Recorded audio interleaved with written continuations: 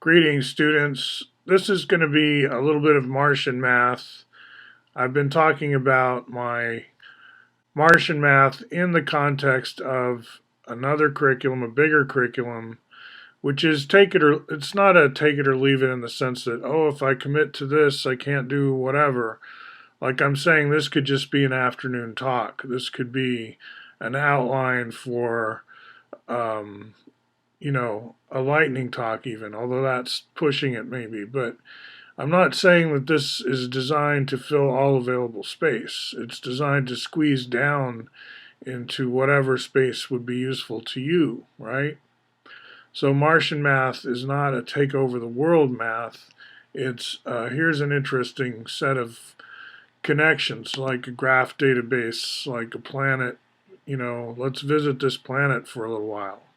And you don't have to call it Mars. So here's this interesting website that I've been to before, and this one is the .com, so principlesofnature.com. If you go to principlesofnature.net, it's a completely different website, a handsome website, and it has an interesting talk about slot machines and casino math. So it's like, without planning it on my side, I've got this casino math link that if I just remember .net instead of .com, I'll get to casino math. But in the .com, we've got the Eutrigon, and this is, again, a equilateral. It's not an equilateral triangle. It's a triangle with at least one 60-degree angle. We'll think of putting two sticks in the ground at 60 degrees to each other. So imagine, straight up we could call that 90 degrees, because this is how turtle graphics are going to work. And what I'm going to show you is a brand new program I just threw out here, which is kind of naive. In other words, you could probably improve it quickly. But I'm giving you the ideas of three turtles. The first two are going to be A times B, and they're going to shoot off at 60 degrees to each other. So I'm going to dial them in to be at a certain origin, and I'm going to have the spread between them being 60 degrees. And in turtle graphic world, that means one's going to shoot off at 120 and the other's going to shoot off at 60. Why? Because 0 degrees is like due x-axis, due to the right, due east. And so when I go 60 degrees for the first triangle, that's shooting up at 60 degrees above the horizon. And the other one's set at 120. So between the two of them, they go off at 62 each other. And then the third turtle is going to do what we call close the lid. And all that means it connects the endpoint of turtle A and the endpoint of turtle B, completing the triangle. And so what we do, we call that multiplying. So if I want to do 5 times 7, let's run it real quick. It just appears, right? It's pretty much, no, it actually moves at a finite rate.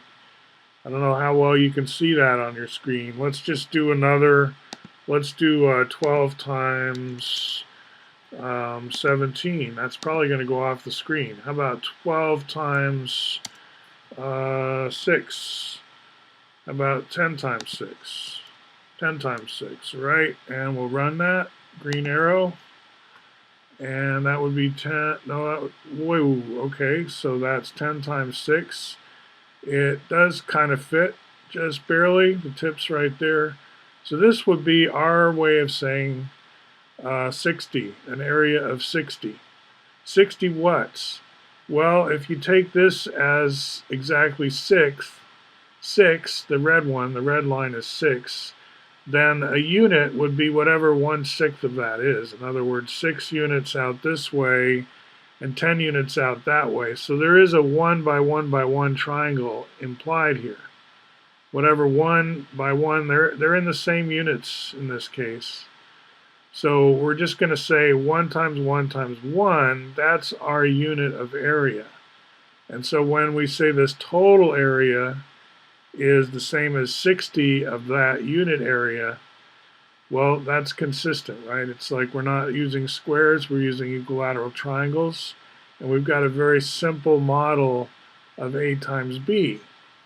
And that we can do this is proved and introduced by this artist guy, who I only stumbled upon in my chronology pretty recently. Like, I have major slideshow that could have been improved probably with this information, and I haven't updated it. There's a lot that I haven't done, even in terms of just studying this website. Like I say, I'm like a AA battery. Let me just quick go to Martian math. We do go to another dimension. We do go to the tetrahedron and do A times B times C, or basically a third powering.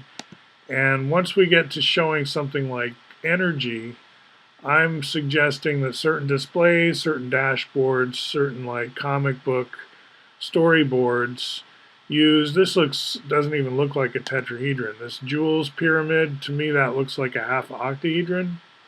But I think really I'm thinking of a tetrahedron, and what I'm thinking of, this is my Martian math album, which is like storyboards for doing like a TV science fiction show where we have to get along with the Martians.